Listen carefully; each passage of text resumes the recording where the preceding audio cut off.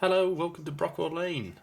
Right, well, we're still in lockdown with the coronavirus. Can't go to work.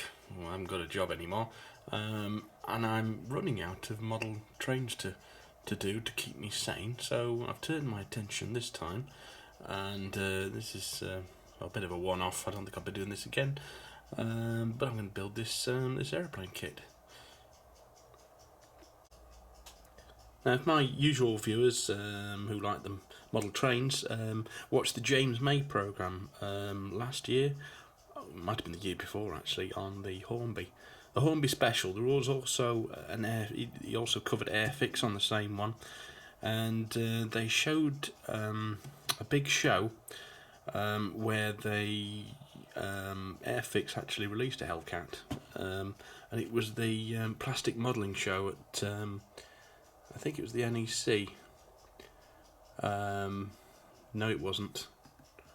Where was it? Telford, sorry. At Telford, yes. Then they have that yearly. And a mate of mine was into model kits, wanted me to go with him. And I ain't built any models, plastic kits for quite a while. Of course, the railway ones I've been doing all the time. But I found some of the modelling there on show fantastic. And I've been watching a lot of YouTube videos on military modellers, tank builders and things, and a lot of the skills involved, particularly weathering techniques and building dioramas, can be transferred to the model railway side of the hobby, which of course I'm usually into. But because he's locked down, and I know most of you are looking for model railway videos from me, but bear with me, I've about run out, so we'll have a go at building this Hasagawa Hellcat with the cat mouth. World War II Navy fighter. I bought this at the show, which I accompanied my friend to.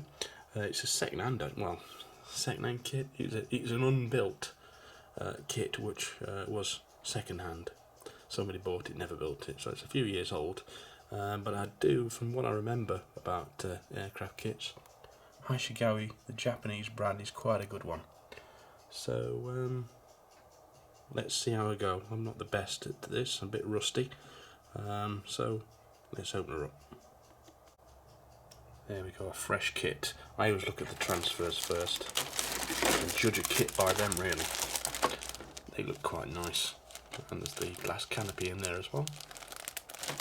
There's the usual black and white drawings, I think, in the bottom of it. I've already overlooked.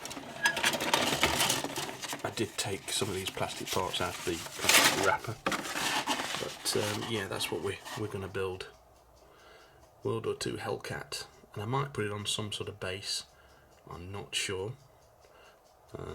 We'll see how we go with this. The instructions taped up in front of me to make it a little bit easier. I think we start on the cockpit.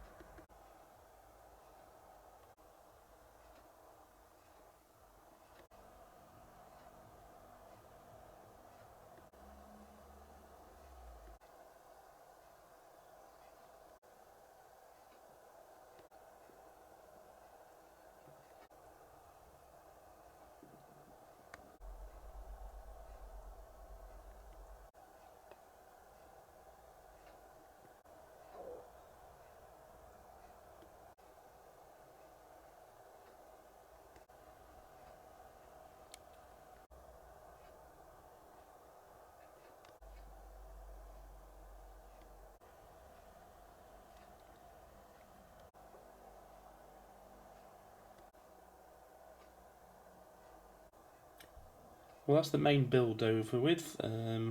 Just a bit of cleaning up some of the parts, a bit of filing down and so on. I think I've not glued the canopy in place at the moment. That's just not sitting right at the moment. I'll paint that all up and fix that later, and also the prop is just lodged in at the moment, so painting easier. So now I've got to try and find some paints that'll look okay on this. You can see in places I have already painted, like inside the engine, where it might have been difficult to get to. I actually sprayed that part with dark brown and then spattered it with a silver to make it look like it's been chipped away. Catches the light quite nicely, and the same with inside the cockpit although I did spray that with a green paint. Picked out some of the details in red and things and put the transfer on as for the instruments. I've also put the side windows in there. I'm going to have to be careful when painting not to get any paint on there. It's a really nice model to put together. All the bits fitted properly. There's hardly any gaps. It seems really strong. I've super glued the wheels on and some of the major areas for a little bit more strength, but really nice kit. Really impressed with the build quality. Now I've recreated some of the lights on the bottom there with PVA, which you can see in white, which will hopefully dry clear. And now the best bit of building any model, I think, a bit of research on YouTube for some videos of the real thing, see if I've got it right, what colours to use, taking note of what colour the undercarriage are, particularly on this one. White, I thought it was green, but obviously not. So just taking in some information before I start painting.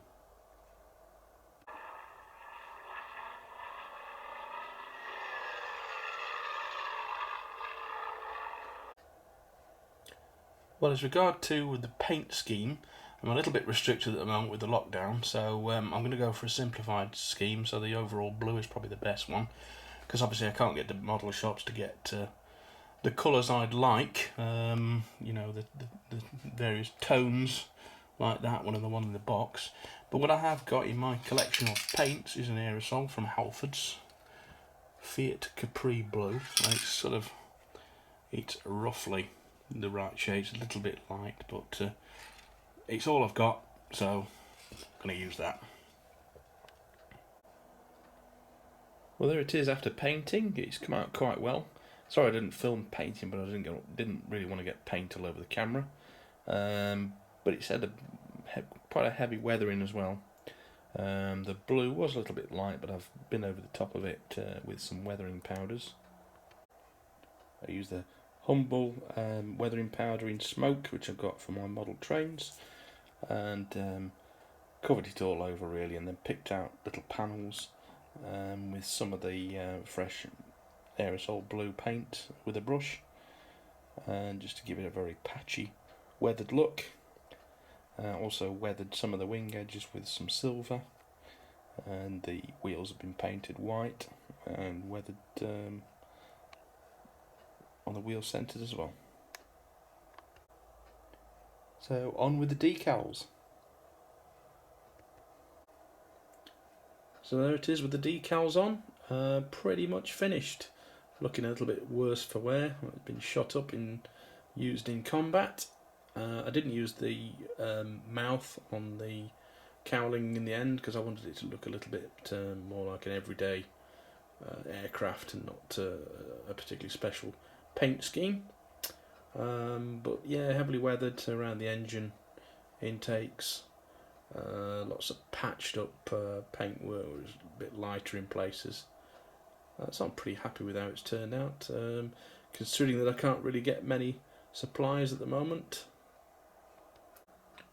So I might actually put it on a base at some point, but that's probably for another video.